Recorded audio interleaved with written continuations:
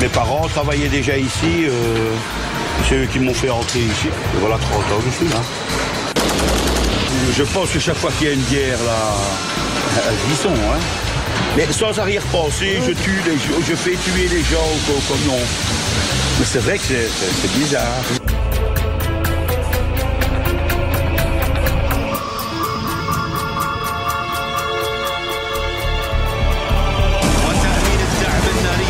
Devant vous, le char transporteur BMB-3. Il est bien protégé contre les conséquences d'une attaque atomique.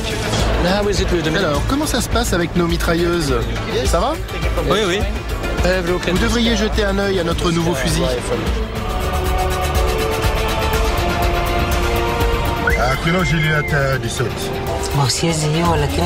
Je n'ai pas vu l'arme qui m'a tiré dessus, mais on m'a dit que c'était une mitrailleuse. Pratiquement tout est parti. C'est énorme comme lésion, comme dégâts que ça fait. C'est des armes de guerre, ça. On peut acheter des armes d'occasion comme ça, entre 50 et 100 dollars ici au Congo. C'est ces types d'armes qui ont été livrées en grande quantité par Victor Bout et ses avions. And if it would be, coming back to this, I will do exactly the same.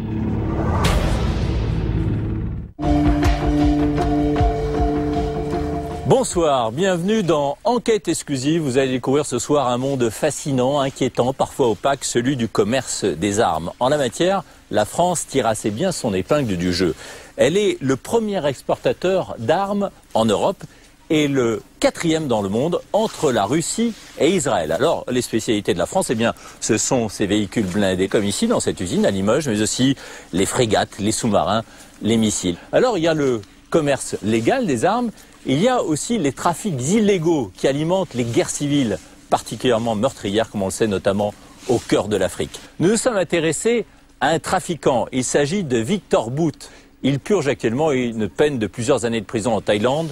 Nous l'avons rencontré et interrogé en caméra cachée. Cet homme a notamment inspiré le film L'Or de Voir. Le commerce des armes, c'est surprenant en VRP de la guerre. C'est un sujet signé Stéphane Malter pour TAC Presse et Enquête exclusive. Notre enquête commence en Belgique. Nous sommes à 2 heures de route de la France, près de Liège, à Herstal. Vous n'avez jamais entendu parler de cette banlieue paisible et pourtant, c'est là que sont fabriquées des armes de guerre vendues dans plus de 100 pays. Une industrie qui fait vivre des milliers de familles. C'est ici que travaille Shane. Comme chaque matin depuis plus de 20 ans, il commence une journée de boulot apparemment ordinaire. Commercial chevronné, il doit préparer ce jour-là une démonstration pour d'importants clients. Une occasion idéale pour affranchir Grégoire, nouvelle recrue de l'équipe marketing. Merci. Je t'avais dit on prépare une démonstration. Shane va lui apprendre les ficelles d'un métier où les produits que l'on vend ne sont pas tout à fait comme les autres. Mitrailleuse, fusil d'assaut du dernier cri, un secteur qui embauche Grégoire le nouveau bossait il y a quelques mois à peine dans une toute autre branche. Vous faisiez quoi avant?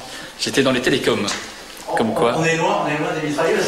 On est loin des mitrailleuses, c'est sûr, mais bon, ça reste du marketing, c'est-à-dire essayer de déterminer quels sont les besoins optimaux des clients et de répondre à ces besoins. Sauf qu'une arme, ça ne se vend pas tout à fait comme un téléphone portable ou une machine à laver. Les clients ne courent pas les rues, ce sont des généraux ou de hauts responsables politiques. Avec ce type de client, il faut éviter les discussions trop philosophiques et théoriques et rester bien sur la pratique. Début des hostilités avec une arme best-seller, écoulée à des millions d'exemplaires, la 12-7. C'est la mitrailleuse la plus redoutée aujourd'hui sur les champs de bataille.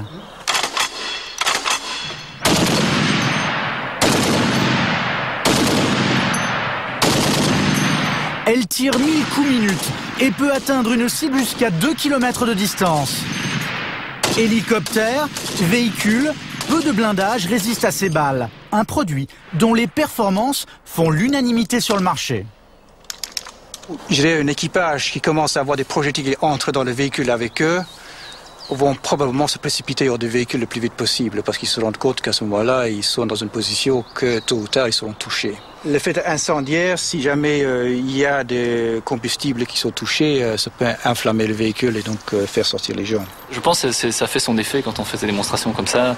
En quelques secondes, tout ce qu'on a pu baratiner avant est effacé et ce qui va être retenu, ce sont des éléments très concrets comme ça. En effet, plus efficace que toutes les brochures, rien ne remplace une bonne démonstration sur le terrain. Il suffit de recharger.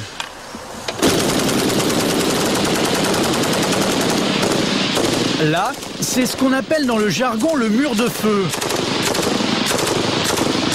Shane n'hésite pas à mouiller la chemise avec son assistant. Ils vont tirer près de 1000 cartouches en moins de 2 minutes. Mieux vaut ne pas être en face. Pour l'utilisateur, en revanche, on nous l'assure, c'est tout confort.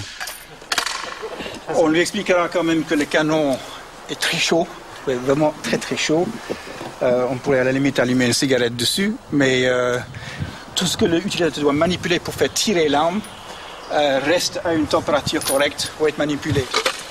Et pour convaincre que ces armes marchent vraiment à tous les coups, quel que soit le terrain ou la météo, Shane met le paquet.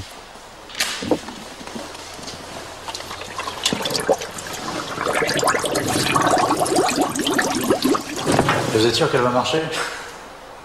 Jusque-là, ça va. Donc, rien n'est jamais gagné d'avance. La protection oreille. Les initiés le savent, l'eau est le pire ennemi des armes automatiques. Normalement, à son contact, elles s'enrayent. Parfois même, elles explosent. Et là...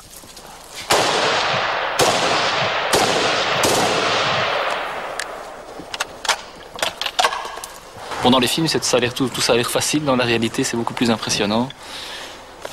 Un marché très disputé, FN Herstal en Belgique, Colt aux États-Unis, Kalachnikov dans les pays de l'Est. Comptez 13 000 € pour une grosse mitrailleuse, entre 1 000 et 2 000 € pour un fusil d'assaut. Des armes qui ne se vendent pas à l'unité, mais par cargaison entière.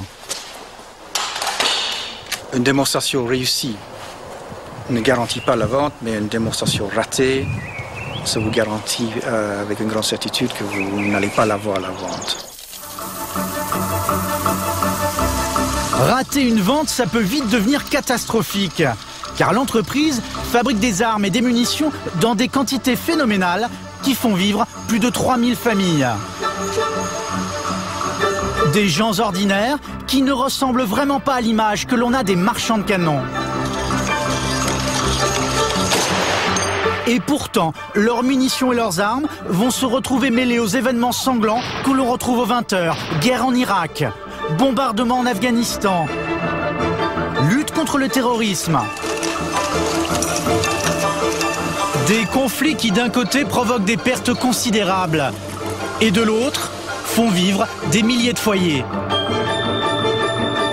Nous allons vous raconter l'étonnante histoire d'une petite fabrique belge qui est devenue un acteur incontournable des champs de bataille de la planète.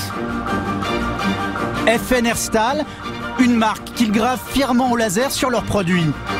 Vous allez voir comment de bons pères de famille, comme Giovanni, se retrouvent à fabriquer à la chaîne des mitrailleuses lourdes. Un commerce florissant qui a doublé en moins de 10 ans. Dernièrement, j'ai vu dans un film, j'ai dit, c'est peut-être moi, je dis qui ai monté celle-là. Alors c'est ça que j'ai dit à mes enfants, voilà, c'est mais son job repose sur les épaules de Nicolas. La mission de ce cadre dynamique, décrocher des contrats aussi juteux que difficiles à négocier. Combien elle coûte cette mitrailleuse? Ça, c'est la question qui tue. Mais ils vont trouver sur leur chemin un personnage longtemps considéré comme un terroriste de premier plan, le colonel Kadhafi. Il veut s'imposer dans toute l'Afrique, au besoin par la force. Alors, tous les marchands d'armes le courtisent, mais il est très contesté. Vous verrez comment les ouvriers d'Herstal vont descendre dans la rue et tout faire pour obtenir le droit de commercer avec Kadhafi. C'est intolérant! Nous sommes venus ici pour nous faire entendre! Mais le pire, c'est quand des personnages bien plus sulfureux font main basse sur ces armes de guerre pour en faire une utilisation sans foi ni loi, les trafiquants. Le plus redoutable s'appelle Victor Bout. Avec lui, la réalité dépasse la fiction. Ses activités illégales ont même inspiré Hollywood, qui lui a consacré un film, Lord of War. Vous ferez la connaissance de sa femme, Allah, qui a passé des années aux côtés de l'homme le plus recherché de la planète. Nous l'avons retrouvé en prison. Il est détenteur de secrets d'État sur les dessous bien peu reluisants du commerce des armes. Des secrets qui embarrassent beaucoup de gouvernements.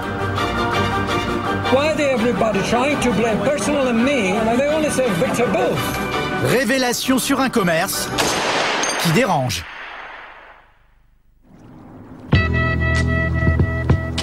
Parmi les gros clients d'Herstal, les Émirats Arabes Unis, capitale Abu Dhabi, sœur jumelle de Dubaï. Ici, palace princier et hôtel de luxe côtoient les plus grandes mosquées de la région. Bienvenue au pays de l'or noir. C'est grâce au pétrole que cette petite monarchie du Golfe a fait fortune. Mais les Émiratis n'achètent pas que des voitures et des yachts de luxe. Chaque année, ils dépensent des milliards en armes de guerre. Car leur pays se trouve au cœur du Proche-Orient. Une poudrière, avec un voisin très menaçant, l'Iran.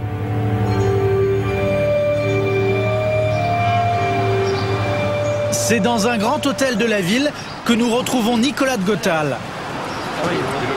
Depuis 15 ans, il est directeur commercial chez FN Herstal. Vendre des armes n'est pas forcément bien vu, mais selon lui, c'est un mal nécessaire. Les pays ont une certaine légitimité à disposer d'équipements qui permettent de garantir le respect des institutions démocratiques, des institutions générales, l'ordre et la sécurité. Et qu'est-ce que vous voulez? Je pense que quelque part, il faut être réaliste. L'homme ne peut pas s'empêcher de faire des bêtises. Ça se voit depuis que l'homme existe. Aujourd'hui, une dure journée l'attend. Nicolas est venu participer à un événement phare du pays, le Salon international de la défense. Autrement dit, l'un des plus grands supermarchés d'armes de guerre de la planète. Et il s'ouvre ce jour-là en grande pompe par une cérémonie digne de celle des Jeux Olympiques.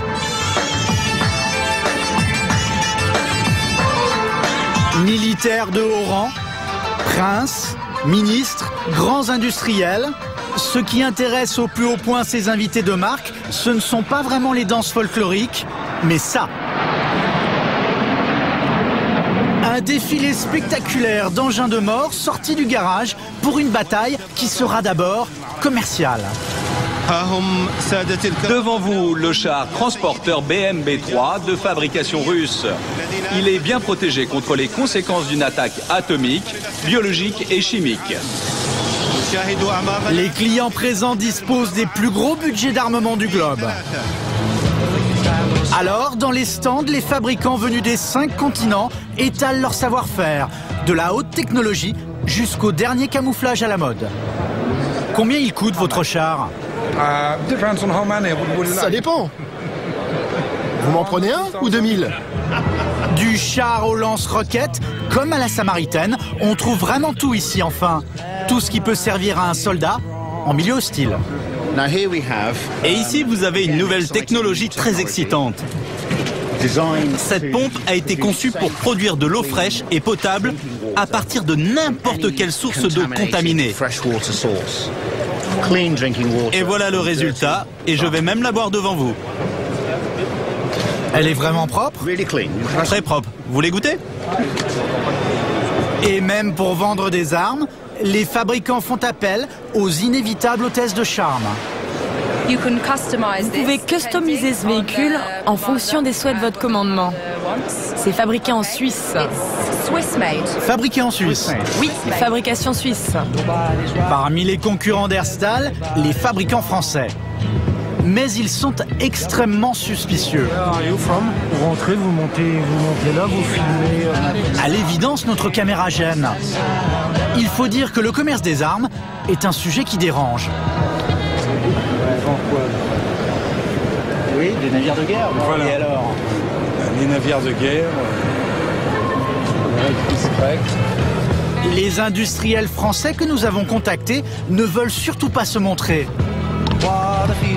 À la différence de la Fabrique nationale d'Herstal. Sur son stand, Nicolas est aux petits soins avec des clients de la région. Alors, comment ça se passe avec nos mitrailleuses? Ça va? Oui, oui. Ça marche bien? Oui. Après la mitrailleuse, il aimerait bien leur vendre le dernier fusil d'assaut qu'il a en magasin. Alors, quand est-ce que vous allez nous en acheter des nouvelles? Elles doivent commencer à devenir vieilles. Vous devriez jeter un œil à notre nouveau fusil. Un peu plus loin, Nicolas est abordé par un homme qui prétend lui ouvrir un nouveau marché très prometteur, l'Irak. Ils veulent voir les prix pour pouvoir comparer, parce que bientôt, avec le départ des soldats américains, ils vont certainement avoir besoin d'armes. L'armée irakienne un filon en or, mais voilà, Nicolas a l'air de se méfier. Sur le marché des armes, pas toujours facile de savoir à qui on a réellement affaire. Quelle est l'organisation qui vous envoie exactement? Eh bien moi je suis irakien. Le problème, c'est que les officiels du ministère de la Défense n'ont pas pu venir en personne. Le commercial reste sur ses gardes. Beaucoup d'opportunistes tentent de jouer les intermédiaires en espérant récupérer des commissions. Vous ne savez pas, dans ce genre d'approche, si la personne qui est en face de vous est totalement représentative du besoin dont il vous informe, est-ce qu'il est complètement crédible, est-ce qu'il est mandaté pour, ou au contraire, est-ce que c'est quelqu'un qui sait qu'il va y avoir un besoin à satisfaire et qui cherche à se positionner par rapport à ce besoin, comme intermédiaire. Qui veut faire intermédiaire et voilà, avoir ses petites commissions. Et qui veut éventuellement faire affaire. Sur le marché des armes, il y a aussi ceux à qui il est défendu de vendre. Ces listes de l'ONU et de l'Union européenne répertorient les pays ou les groupes armés sous embargo. Parmi eux les talibans, la Corée du Nord ou le Soudan. Une règle du jeu dont tout le monde ne semble pas s'embarrasser ici, comme au stand des Chinois. Vous savez qu'il y a des enquêteurs des Nations Unies qui accusent la Chine de vendre des armes à des pays comme le Soudan, au Darfour, où il est interdit de vendre des armes. Pourquoi la Chine n'en aurait pas le droit? Parce qu'il y a des embargos de l'ONU. Des embargos de l'ONU? Oui.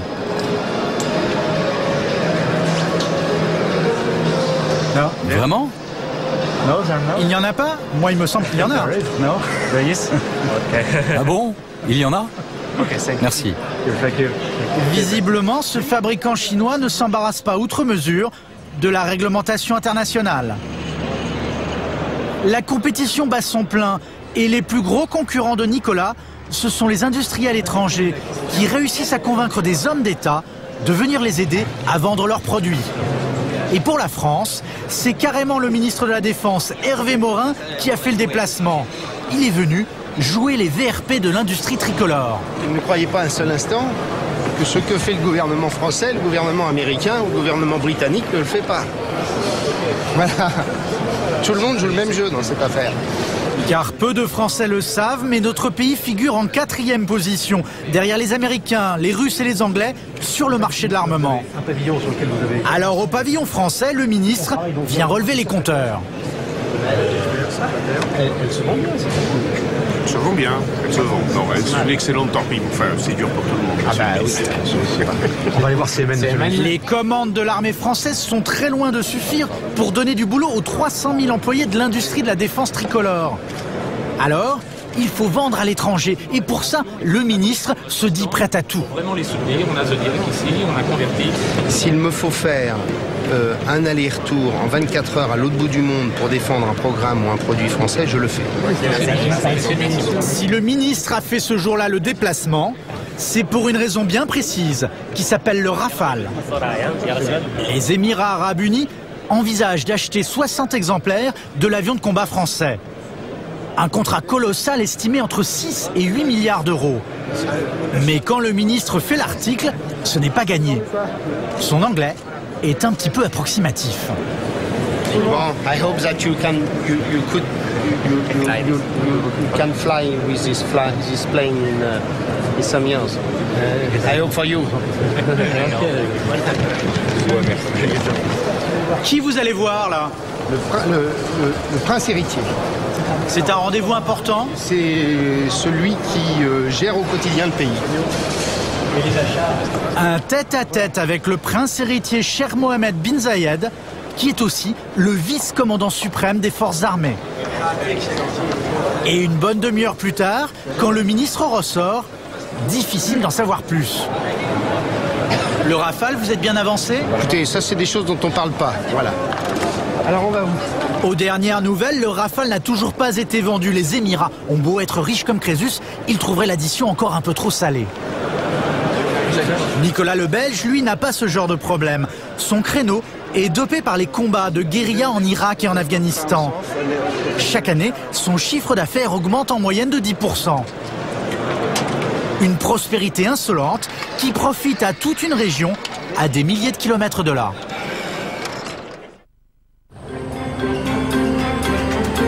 Retour à Herstal, tout près de Liège. Dans ce bassin industriel miné par le chômage, la Fabrique nationale est l'une des rares entreprises qui embauchent encore. Mais cela ne tient qu'à un fil. Les armes ne se vendent pas comme de simples lave-vaisselle. Il faut la permission du gouvernement. Une épée de Damoclès qui pèse au-dessus des 1300 employés de l'usine d'armes. Parmi ces ouvriers, il y a Giovanni. Sur la ligne d'assemblage des 7 h du matin, c'est un historique de la maison. Mes parents travaillaient déjà ici, c'est eux qui m'ont fait rentrer ici. J'ai quitté l'école, je suis venu travailler ici, ils m'ont fait rentrer. Et voilà 30 ans que je suis là. La spécialité de Giovanni, la mitrailleuse 12-7. Il la monte à la main, pièce par pièce, du travail d'orfèvre. Ils ne sont que 2 ouvriers à assembler ce produit phare de l'entreprise. Alors, pas le droit à l'erreur. Vous devez être précis dans votre boulot, c'est important? Très important. Pourquoi? La cadence de l'arme, la puissance, il y a énormément de facteurs qui jouent là autour. Hein. Si vous faites pas bien serré ou quoi, tout se disloque là, alors on va mal. Hein. En moyenne, Giovanni monte 6 à 7 mitrailleuses par jour.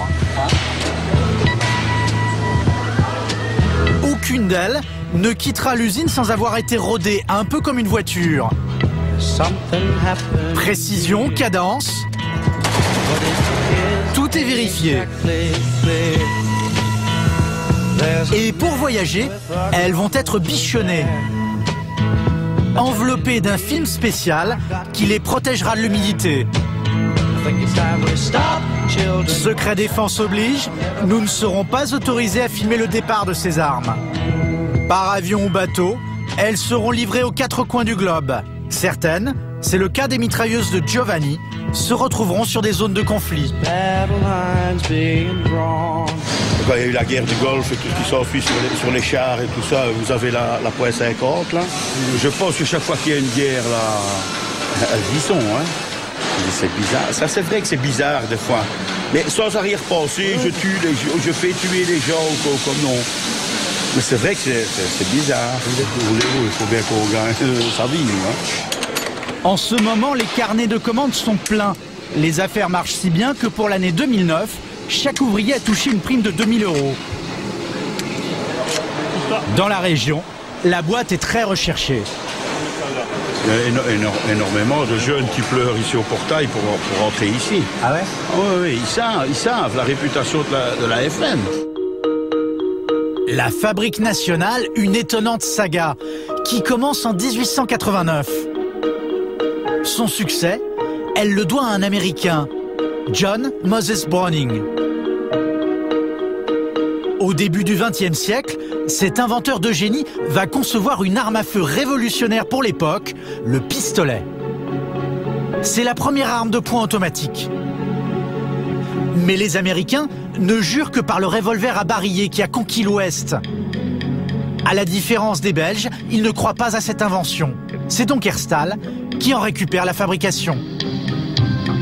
Un succès commercial, le pistolet Browning s'écoulera à plus de 700 000 exemplaires. Rançon de la gloire, mais sacré coup de pub. C'est avec cette arme que sera abattu en 1914 l'archiduc François Ferdinand, assassinat qui va déclencher la Première Guerre mondiale. Entre Herstal et Browning, la collaboration va durer des décennies. Ils vont multiplier les best-sellers. Mais aujourd'hui, dans les labos de l'entreprise, des dizaines de chercheurs préparent un nouveau coup. Leur mission, tenter de rafler une nouvelle fois un énorme marché aux Américains. Avec ce fusil d'assaut ultra high-tech, ils espèrent renverser le monopole du M16. Le M16, l'arme mythique qui équipe depuis le Vietnam les soldats américains, la plus grande armée du monde.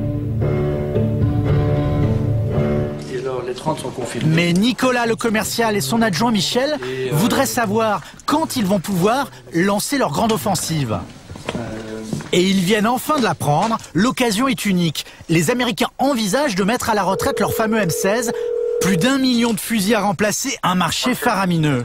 Salut Marc, c'est Michel. À l'autre bout du fil, une des équipes de Nicolas basée à Washington, c'est là que se prennent toutes les décisions d'achat militaire aux États-Unis. Tu sais s'il y a du nouveau à propos du programme de remplacement du M16? Il y a vraiment une très forte probabilité pour que l'armée change de fusil d'assaut. Elle devrait lancer son remplacement au plus tard fin 2009. Ça se présente plutôt bien, mais le problème c'est que maintenant, il va falloir convaincre à Washington les politiques. Car c'est le Congrès américain qui tient les cordons de la bourse. Lui seul peut décider de financer le remplacement du M16 par un nouveau fusil, a fortiori étranger. Pour faire pencher la balance en leur faveur, les Belges ont déjà sur place une équipe de lobbyistes. Donc sur la partie M16, on est clair. Hein. Ils ont tout leur team et qui va s'appuyer principalement sur l'équipe de FNMA et donc basée à Columbia. Un travail de fourmi, mais le jeu en vaut la chandelle. Celui qui remporte le remplacement du M16, c'est le contrat du demi-siècle. Un programme pareil, c'est $1 milliard. Hein? Oh, minimum. Minimum. Hein? Dites-moi, la compétition va être rude là pour décrocher ce contrat? Oui. Oui, elle sera totale. Mais en attendant de rafler le contrat du demi-siècle, Nicolas va être confronté à une grave crise qui va mettre en péril l'avenir de l'entreprise. Quelques semaines plus tard, l'inquiétude est à son comble. Dans les magasins de l'usine où sont stockées les armes, une importante cargaison est en rade. Coup de massue pour les ouvriers, aux dernières nouvelles, le pouvoir politique belge n'autoriserait pas leur exportation. Aujourd'hui, on se retrouve avec un immobilisé important dans l'entreprise qui ne se concrétise pas en chiffre d'affaires.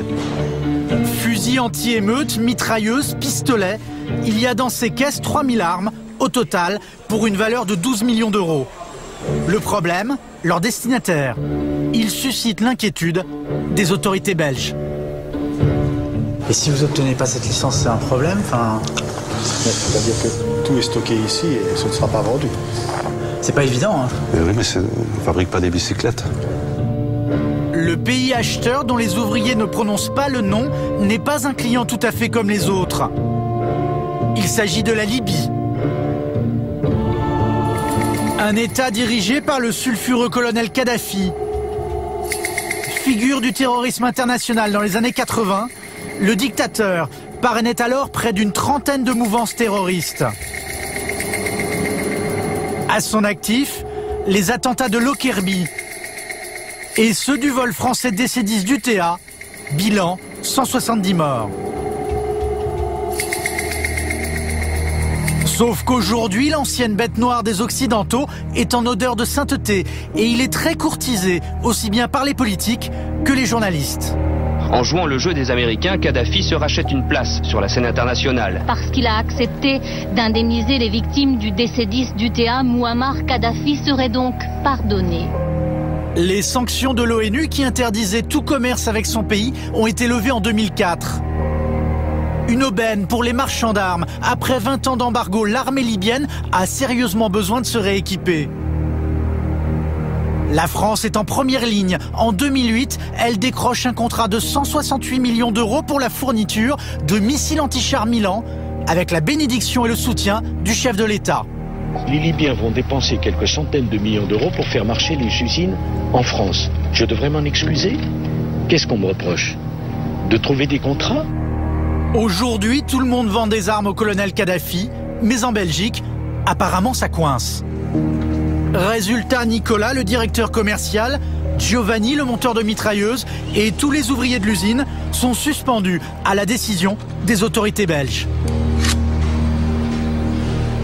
Le sort des 3000 armes destinées à la Libye est en train de se jouer à Bruxelles. Et tout va dépendre d'un homme. Nous sommes au ministère des Affaires étrangères de la Wallonie, région dont dépend légalement la FNR Stahl. Redouté par les industriels de l'armement, Philippe Suinen préside la commission qui examine et rend un avis sur toute exportation d'armes dans la région. Pour lui, ce qui compte, ce n'est pas le portefeuille, mais la morale.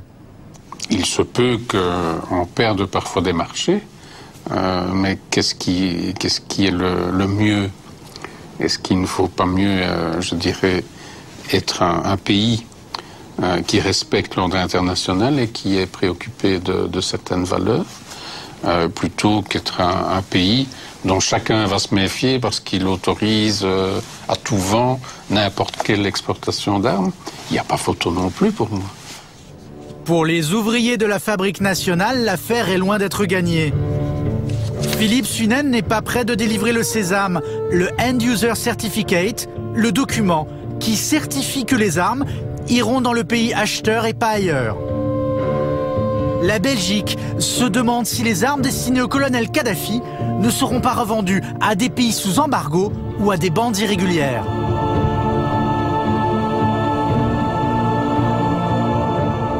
Il y a des indications venant d'ONG de type Amnesty que on aurait retrouvé dans le Darfour des armes qui viennent de ce pays-là. Je vous sens un peu marchand sur des œufs, là. C'est ce que je vous ai expliqué, on travaille à huis clos. Pour se faire un avis, Philippe Suinen fait appel aux services secrets ou à d'autres organismes qui enquêtent sur les détournements d'armes, dont fait partie Luc Mampé. Après des investigations poussées, il a obtenu des informations très négatives sur la Libye. Ce dossier d'instruction de la justice italienne révèle que les Libyens ont tenté d'acheter des quantités astronomiques de Kalachnikov chinoises à destination de rébellions.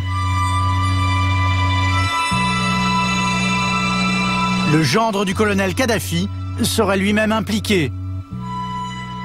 Selon le procureur italien de Pérouse, ces armes n'étaient évidemment pas destinées à être conservées en Libye, qui, rappelons-le, est un petit pays de 3 millions d'habitants, des forces armées d'environ 80 000 hommes, et donc il n'a certainement pas besoin de 500 000 fusils d'assaut en excédant de tous ceux qu'il possède déjà.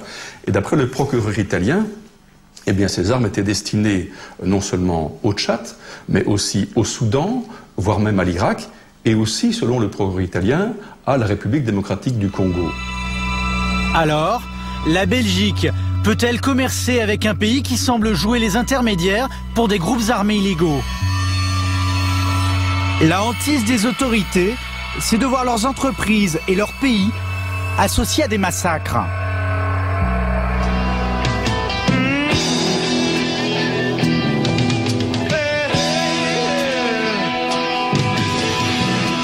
Comme en République démocratique du Congo, l'un des pays les plus riches d'Afrique, mais laminé par des années de guerre civile. C'est ici, dans la province du Nord Kivu, que s'affrontent depuis des années armées régulières et différents groupes rebelles. Kilo Juliette, 17. Dans ce pays pourtant sous embargo, plus d'1,5 million d'armes légères sont en circulation. Par mesure de sécurité, le chauffeur signale toutes les 10 minutes notre position. Donc là, je passe Alpha 14. Au Congo, il n'y a pas que la circulation qui est dangereuse. Il y a le groupe armé qui attaque les gens. Pas question de traîner. Cette semaine-là, il y a eu 5 embuscades de milices armées dans le secteur.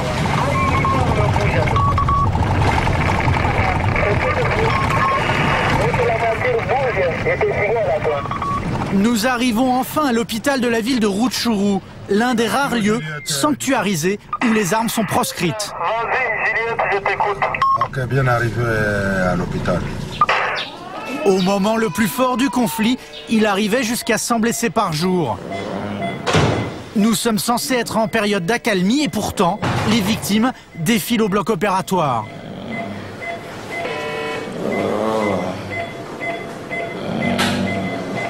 Cet homme s'est fait tirer dessus il y a quelques heures. La balle lui a transpercé le pied. Les impacts d'armes automatiques font des ravages. C'est ce que les médecins vont nous montrer. Sur les 30 derniers arrivants, 29 ont reçu une ou plusieurs balles dans le corps.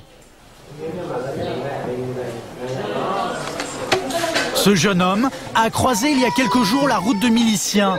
Il voulait son téléphone portable. Avant même qu'il n'obéisse, on lui a tiré dessus. Ils avaient quoi comme arme? Kalachnikov. C'était des Kalachnikov? Oui. La balle est rentrée par ici et ressortie par là. Au passage, le projectile a touché la colonne vertébrale et le système nerveux. Résultat, le jeune homme a perdu le contrôle d'une partie de son corps. Il dit qu'il ne sent pas la jambe gauche. Elle ne contrôle plus les urines, ne contrôle plus les matières, l'élimination des matières fécales. Donc ça peut aller à l'extrême. Des dégâts difficiles à réparer, bien souvent, rien ne peut être fait. Il y a un autre que je voulais te montrer. Cet autre homme, un paysan. Il s'est retrouvé pris entre deux feux lors d'un affrontement entre militaires. Alors qu'il tentait de fuir, il a été fauché par une rafale. Je n'ai pas vu l'arme qui m'a tiré dessus, mais on m'a dit que c'était une mitrailleuse. J'ai eu une balle là, là, une autre là, et là, il devait y en avoir beaucoup parce que ça a arraché tous les muscles.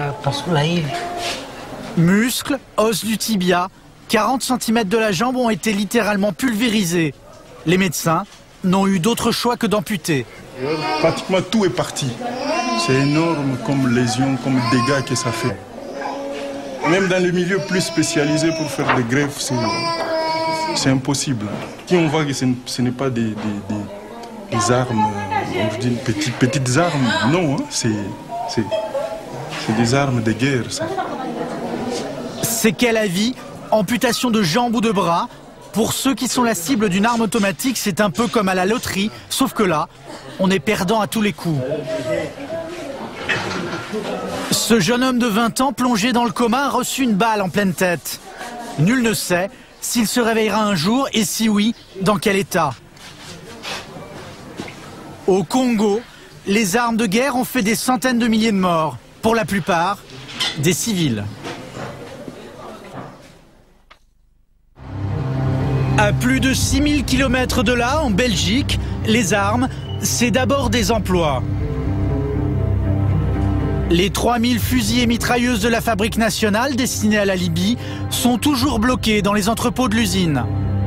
Un mois que ça dure. Le gouvernement tarde à se prononcer sur un dossier explosif qui vire au bras de fer social. Ce jour-là, dans l'usine, mobilisation générale. 1000 ouvriers en colère s'apprêtent à manifester. C'est aujourd'hui leur gagne-pain qui est en jeu. Faute de feu vert de leur gouvernement, ils perdent une commande de 12 millions d'euros à laquelle s'ajoutent 100 millions d'euros d'autres contrats qu'ils étaient sur le point de conclure avec la Libye. Il faut qu'ils signent cette licence pour donner du travail au moins pendant 5 ans. Puis je ne suis pas la seule, il y a 250 jeunes qui sont en CDD ici et ils risquent autant que moi. Les jeunes, mais aussi les anciens comme Giovanni, sont très inquiets. Pas de licence, pas d'armes, pas de travail. Sous bonne escorte, direction Namur, cœur politique de la région wallonne. C'est intolérable! Nous sommes venus ici pour nous faire entendre! Sous le regard étonné des habitants de la ville, démonstration de force. Au milieu des ouvriers, nous retrouvons Shane, rappelez-vous, le démonstrateur d'armes. Il manifeste, mais au fond de lui-même, il est partagé. Est-ce qu'il y a des ONG qui disent qu'en gros, il y a des risques que ces armes se retrouvent entre de mauvaises mains, en gros? Vous en pensez quoi, vous? Je dirais que ce risque n'est jamais nul. Il faut le mesurer. Ouais. Si effectivement il y a un risque important, c'est clair que même le personnel ici ne demanderait pas qu'on fournisse. Les leaders syndicaux sont beaucoup plus remontés, parmi eux, Antonio. On le savait bien, hein, Qu'est-ce qui se passe si vous n'avez pas ce contrat? Ça va être quoi? D'autres pays qui vont les avoir, qui vont avoir le... C'est indéniable, il ne faut pas rêver. Les autres pays qui sont l'Angleterre, l'Allemagne, la France, par exemple. Pensez-vous qu'ils vont se dire, mais attendez, les petits Belges n'ont pas voulu nous donner la licence, ben nous on va pas le faire, on va les soutenir. C'est d'une utopie invraisemblable. Alors devant le siège du gouvernement, les syndicalistes font monter la pression. Encore la foule! Ouais! Et ça marche. Ils obtiennent une rencontre avec le chef du gouvernement. Pour Antonio, pas question de repartir bredouille. On attend une réponse plus que concrète. Il doit absolument signer aujourd'hui. L'heure est aux ultimatums. Les syndicalistes pensent avoir un atout majeur, la proximité des élections législatives. Il faut qu'ils comprennent qu'à la veille des élections qui vont se passer dimanche dans ce pays, il y a des réalités économiques que les travailleurs ne peuvent pas accepter.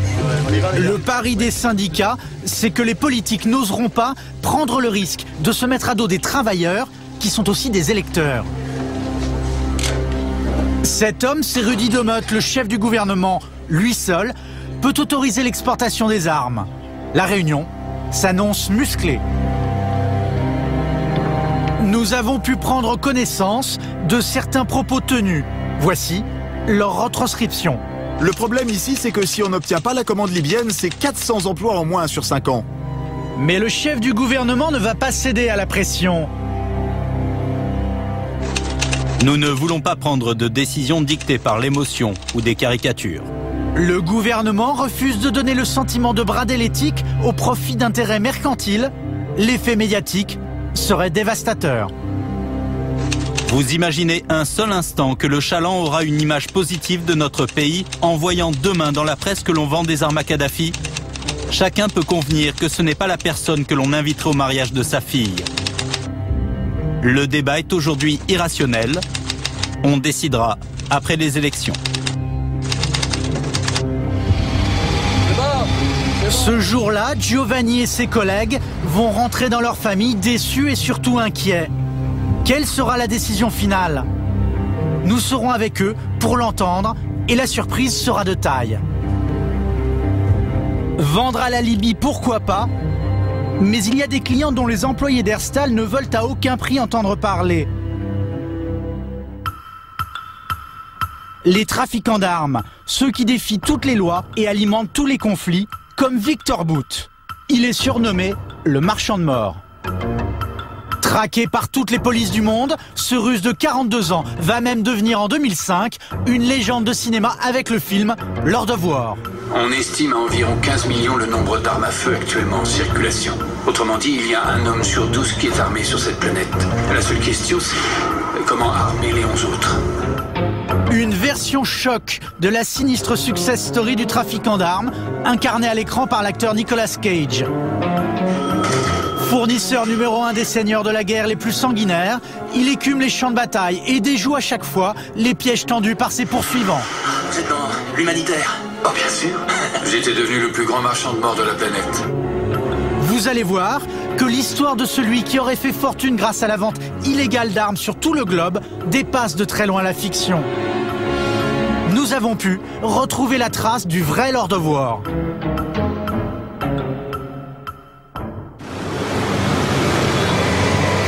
Nous sommes à Bangkok, en Thaïlande.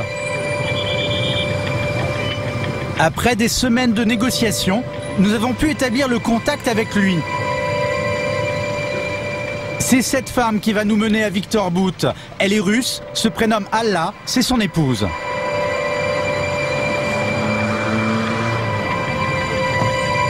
Au bout du rouleau, elle défend bec et ongles son mari dépeint comme un monstre cynique par Hollywood.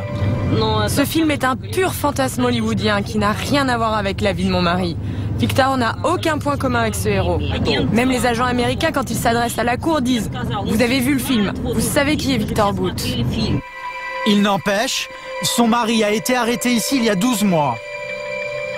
Bout était venu en Thaïlande pour négocier la vente de 800 missiles solaires avec des représentants d'une organisation terroriste colombienne. Le Russe va en fait tomber dans un piège tendu par les services américains, 6 mois qu'ils le pistaient. Vous savez combien les Américains ont dépensé pour capturer votre mari? 10 à 12 millions de dollars, peut-être même plus. Ça veut dire qu'ils voulaient vraiment l'attraper. Direction le tribunal de Bangkok.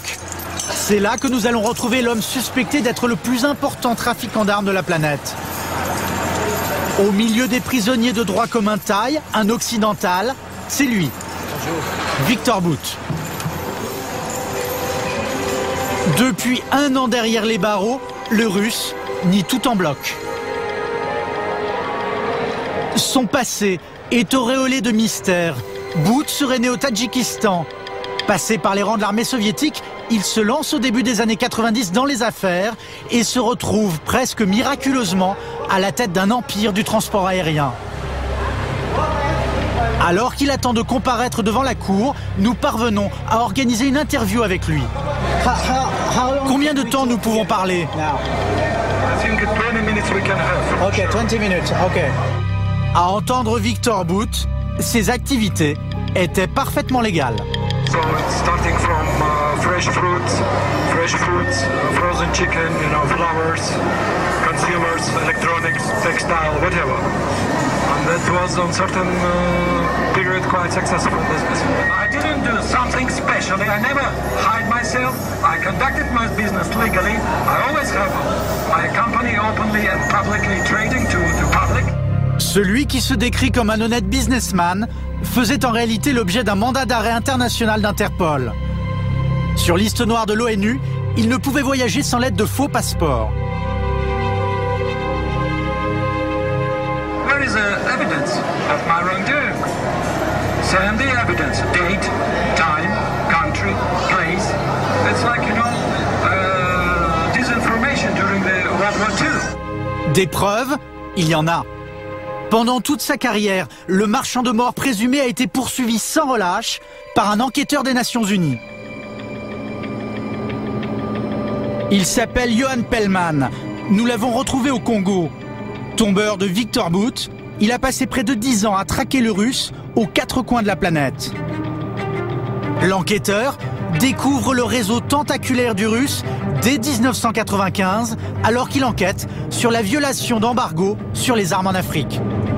Dès qu'on applique un embargo sur un pays, ou dès qu'il y a une guerre civile, il y a une nouvelle espèce de commerce qui s'établit. C'est le commerce du marché noir, où les profits sont beaucoup plus grands. Quand on interviewait des rebelles, des pilotes sur des aéroports, des casques bleus, dans plusieurs pays qui étaient en conflit, en guerre civile, le nom de Bout circulait partout. Libéria, Angola, Rwanda, à l'est du Congo. Avec l'enquêteur des Nations Unies, nous reprenons le fil de ces investigations. Nous sommes à Goma, ex-foyer de la guerre civile congolaise et terrain de prospection commerciale de Victor Bout. Sans idéologie précise, sinon celle du portefeuille, le Russe ne se serait pas privé de fournir les factions rivales du conflit. Dans ces conteneurs de l'ONU, des centaines d'armes saisies aux milices rebelles, clientèle favorite de Victor Bout. Il s'agit principalement de Kalachnikov, fabriqués dans les anciens pays du bloc de l'Est. Robuste, pas cher, le nec plus ultra sur le marché de la mort à prix cassé. On peut acheter des armes d'occasion comme ça, entre 50 et 100 dollars ici au Congo ou dans d'autres zones instables en Afrique. Ce qui veut dire que pour 5 000 dollars, on peut se créer une petite rébellion de 100 personnes. C'est ces types d'armes qui ont été livrées en grande quantité par Victor Bout et ses avions. Il y avait des livraisons dans les 48 heures ou dans les 24 heures. Des armes servies sur un plateau à Victor Bout après la chute de l'Empire soviétique, comme le raconte le film Lord of War. Les arsenaux militaires des anciens pays de l'Est se retrouvent à l'abandon. C'est là que le trafiquant russe se serait fourni. Il y en a trafiqué beaucoup en Afrique comme ça? On peut parler de centaines de vols avec ces avions 40 tonnes pleins de Kalash, ouais. C'est un gros business. On parle facilement de 100 000 dollars pour un vol.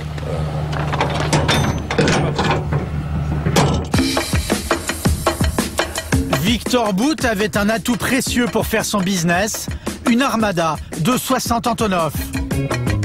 Des avions cargo achetés à l'armée russe qui lui auraient permis de livrer n'importe où, n'importe quoi. Fusils d'assaut, lance-roquettes, tanks et même des hélicoptères de combat. Entre l'enquêteur des Nations Unies et Victor Bout, la partie va être serrée. Insaisissable, Victor Bout se cache derrière une multitude d'hommes de paille et de sociétés écrans qui l'ouvrent et ferment au gré de ses opérations illicites. À Goma, nous avons pu rencontrer l'un des hommes de main du réseau Bout. De 1997 à 2004, il était responsable de chargement illicite d'armes. Pour des raisons de sécurité, son témoignage est anonyme. Est-ce que Victor Bout était ton patron? Il était mon patron. Il transportait des armes. 80% ça venait d'Ukraine. Il y avait deux fois. S'il s'agissait qu'il y a beaucoup de civils à l'aéroport, on prenait les Kalachnikov, on les mettait dans les sacs d'haricots. On chargeait des casiers de la bière et on mélangeait là-dedans des munitions. Un avion par exemple de 7 tonnes. On met 3 tonnes de la bière et 4 tonnes de munitions. C'était beaucoup.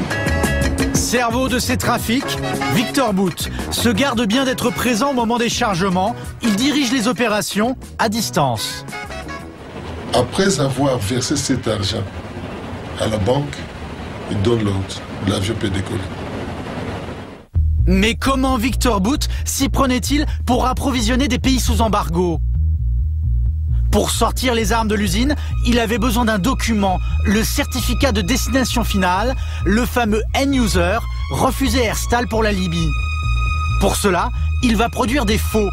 Exemple avec ce document dont le pays officiellement destinataire est la Guinée, un pays africain qui, lui, est autorisé à acheter des armes. En fait, les fonctionnaires guinéens étaient corrompus, des vrais faux, vendus à prix d'or par Bout. Normalement, c'est un document qui n'est pas à vendre, mais la vente était sur ces factures entre 20 000 et 50 000 dollars pour un document. L'avion cargo qui décolle du Kyrgyzstan avec à son bord 30 000 roquettes et 50 000 grenades ne livrera jamais ses armes à la Guinée. Au dernier moment, il bifurque vers un pays voisin, le Libéria. Dominé par un client régulier de Booth, le seigneur de la guerre Charles Taylor, aujourd'hui poursuivi pour crimes contre l'humanité. Des centaines de vols, des millions d'armes écoulées. Impossible d'estimer la fortune qu'aurait amassé Victor Booth pendant près de 15 années de trafic. Face à ces preuves, le Russe crie au grand complot international. You're going to say that you have a reputation of such international organization who is free of corruption? No. And how you can say that this is report is a professionally done to fit and to set up and unfortunately very much politically motivated. Because recently you see the anti-Russian campaign coming out from the American mass media. L'homme admet bien avoir transporté des armes à plusieurs reprises, mais en toute légalité et pour des clients au-dessus de tout soupçon. For instance, I told you about this operation in 1994 for the French contingent which was flowing to the Rwanda crisis. Yes, we do transported the French soldiers, French weapons, and our aircraft. So, if this is something wrong with that transportation? Pour sa défense, Victor Booth balance. Il affirme que la France a eu recours à ses services. Souvenez-vous, en 1994, l'armée française déclenche l'opération Turquoise. Troupes et matériel sont projetés au Rwanda en quelques jours. Image étonnante cet après-midi, des avions Antonov au fuselage encore frappé de la faucille et du marteau sur la base aérienne d'Istres. Ces 4 mastodontes des avions cargo loués aux Russes constituent l'épine dorsale du pont aérien destiné à l'opération Turquoise. Nous employons 4 Antonov, c'est sans doute parce que c'est les avions les moins chers du marché. Ils sont capables de transporter à chaque rotation environ une centaine de tonnes. Ces fameux Antonov à prix cassé sont affrétés par Victor Booth. La France le savait-elle? Contacté, le ministère de la Défense nous assure qu'il ignorait à l'époque avoir traité avec le trafiquant russe. Seigneur de la guerre ou état respectable, avec Victor Booth, le client était toujours satisfait. Profitant des failles du système, le Russe a prospéré pendant des années sans que personne ne s'en inquiète vraiment. Il y avait bien une rhétorique morale ou moralisante par rapport à lui, mais il y avait très peu qui était fait. Finalement, les victimes de toutes ces activités ne sont pas des victimes dans le monde occidental. C'était des victimes, très souvent des civils, dans les guerres en Afrique. Mais un événement va lui être fatal. Les attentats du 11 septembre. Dès lors, Victor Booth est perçu comme une menace par les Américains qui le suspectent d'avoir livré des armes aux talibans et même à Al-Qaïda. Après 6 années de traque, il l'arrête en Thaïlande en mars 2008. La nouvelle fait le tour de la planète. Un an plus tard, lors de l'audience au tribunal de Bangkok, les États-Unis demandent l'extradition de Booth pour qu'il soit jugé chez eux. C'est la certitude pour lui de finir sa vie en prison. Mais rien n'est joué. En coulisses, la diplomatie russe fait aussi pression pour qu'il soit rapatrié dans son pays d'origine. Lors des audiences, l'ambassadeur de Russie est constamment aux côtés d'Alaa Booth. Les Russes, soupçonnés de protéger un homme qui leur aurait rendu bien des services et aurait même appartenu au KGB, les services secrets soviétiques. Mais le sujet est tabou. Les Américains disent que vous voulez empêcher l'extradition de Victor Booth aux États-Unis. Ils disent que vous le protégez parce que vous craignez qu'il parle. Tout cela est très étrange. Il est libre de dire ce qu'il veut, ici, à la cour et n'importe où. En fait, entre les États-Unis et la Russie, la guerre est déclarée pour mettre la main sur Victor Booth. Les membres du Congrès américain se sont même fendus d'une missive vengeresse dans laquelle ils accusent. Nous sommes très inquiets. Des rapports laissent entendre que le gouvernement russe essaye d'influencer négativement la justice thaïlandaise. Par ailleurs, le Parlement russe a demandé officiellement à ce que Bout retourne en Russie. L'affaire est explosive. À l'audience, le représentant du département de la justice américaine se refuse à tout commentaire. Les parlementaires américains accusent les Russes de vouloir corrompre la justice thaï pour que Bout n'aille pas aux États-Unis. Qu'est-ce que vous en pensez?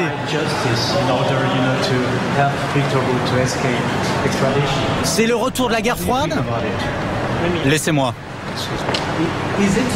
Excusez-moi, vous pouvez me laisser tranquille? Pression diplomatique des uns, menace de rétorsion économique des autres. Prise entre deux feux, l'indépendance de la Thaïlande et de sa justice sont mises à rude épreuve. Nous attendons de tous les gouvernements qu'ils respectent la souveraineté de la justice thaïlandaise. Un point, c'est tout. Coup de théâtre. Quelques semaines plus tard, la justice thaï va botter en touche et se déclare incompétente pour prononcer l'extradition du Russe aux États-Unis. Un sursis pour Victor Bout. Les Américains ont fait appel de cette décision. Ce n'est plus dans les palaces, mais dans les geôles thaïlandaises que croupit désormais celui qui aurait été l'un des plus gros trafiquants d'armes de la planète. En caméra cachée, nous allons le rencontrer une dernière fois au parloir de la prison centrale de Bangkok. Une question cruciale nous taraudait. Comment se porte la conscience de celui qui est considéré comme un monstre, responsable de centaines de milliers de morts? Comment vous vivez avec ça?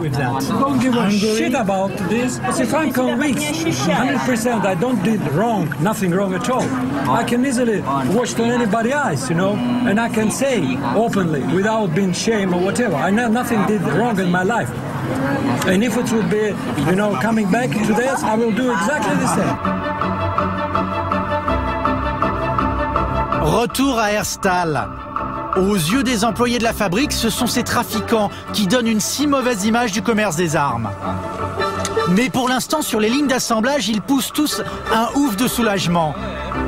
Giovanni et ses collègues viennent d'apprendre que le gouvernement autorise la livraison d'armes à la Libye. La Belgique, comme tous ses voisins européens, a choisi de faire confiance au sulfureux colonel Kadhafi.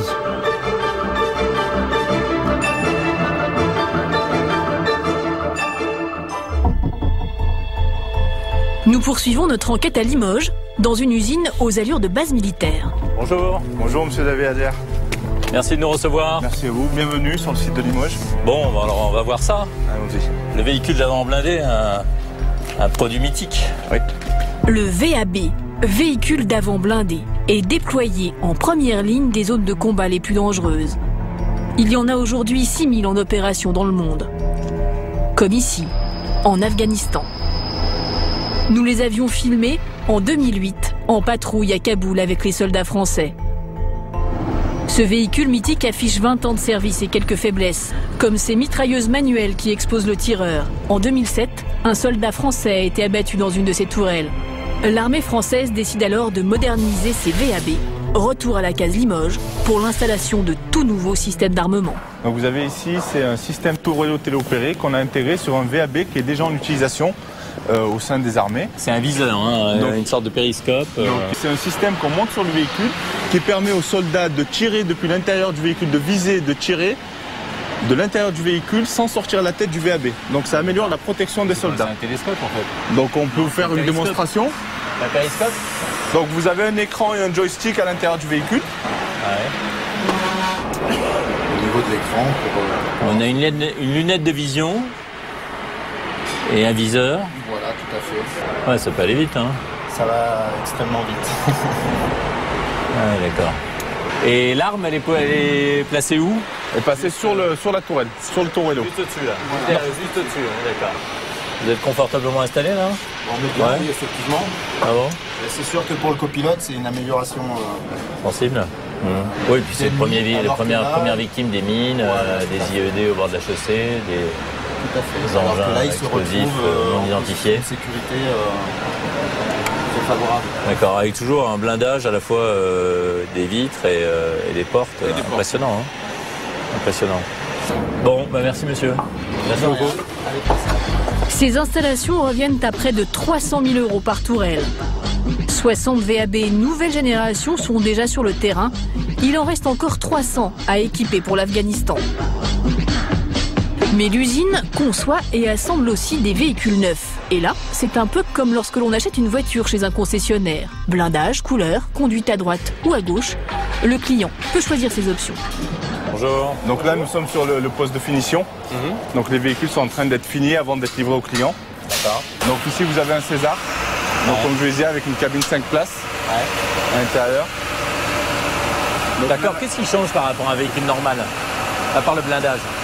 La puissance moteur peut être spécifique, l'équipement qu'on va monter sur le véhicule va être spécifique militaire, les longerons, le châssis peut être renforcé en fonction de la charge qu'on va monter sur le véhicule. Tout est plus solide. Donc tout est étudié en fonction du besoin du client, à la fois en termes d'équipement, en termes de coloris, là vous avez un bariolage qui est de ce type-là, mais on peut avoir différents types de bariolage, mais aussi en termes de prestations d'usage et de mobilité. Ça c'est un bariolage Europe, hein. Donc ça c'est un bariolage Europe. Plutôt Europe. Ouais, ça c'est destiné à l'armée française. Ouais, d'accord. Destiné à l'armée française, ce véhicule, hein, c'est ça? Il est destiné à l'armée française. D'accord. L'armée française est le principal client de l'usine.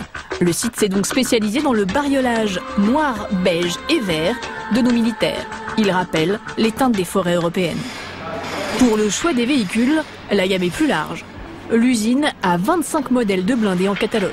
Donc cette ligne d'assemblage permet aujourd'hui d'assembler un véhicule par jour en version Sherpa Medium. D'accord. Le Sherpa Medium, c'est transport. C'est un véhicule destiné au transport de munitions, au transport de troupes, qui peut être équipé de cabines tollées ou cabines blindées de ce type-là. Comme celui-ci, là. Ouais. Donc cette cabine est une cabine 2 places.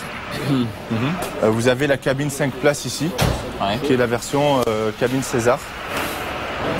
Sur cette cabine, le blindage fait aussi partie des options du véhicule, avec des niveaux de résistance qui protègent des balles, des mines ou des explosifs. C'est un véhicule qu'on utilise en Afghanistan, par exemple? Oui, ils ont été déployés en Afghanistan cette année, en 2009. Ah bon? Donc, il y en a qui ont la été première fois, déployés c'est un véhicule tout neuf, ça, alors? Oui, oui, oui. Et il est armé pour supporter mines, engins explosifs, en termes de blindage, donc il a un niveau de blindage par défaut. Et ensuite, ce que vous avez par défaut, qu'est-ce que vous appelez par défaut? Donc la cabine est blindée niveau 1. Donc et ensuite, on peut venir positionner des tôles de blindage, de surblindage sur ces bossages que vous voyez ici. En fonction du terrain sur lequel il va être utilisé. D'accord. Un argumentaire de vente classique pour des produits pas tout à fait comme les autres. Vous venez de quel secteur? Vous avez toujours travaillé dans les camions? Ah oui, le premier contact avec le véhicule militaire, je les ai fait sur le site de Bourg-en-Bresse, sur du véhicule civil militarisé. C'est une aventure qui est assez passionnante. Que ce soit des véhicules militaires, ça vous a pas posé de problème de conscience particulier, non? Non, non, parce que l'usage final, c'est quand même de maintenir la paix dans le monde. Donc ça répond pleinement aux besoins de nos clients. Ça dépend du client final. Ça dépend du client final. Effectivement, oui. Et sachez que l'ONU est en train de réfléchir à la rédaction d'un traité international visant l'interdiction de vente d'armes aux pays qui ne respecteraient pas les droits de l'homme. Ce traité devrait être prêt d'ici 2012. Voilà, c'est la fin de cette émission. Rendez-vous la semaine prochaine.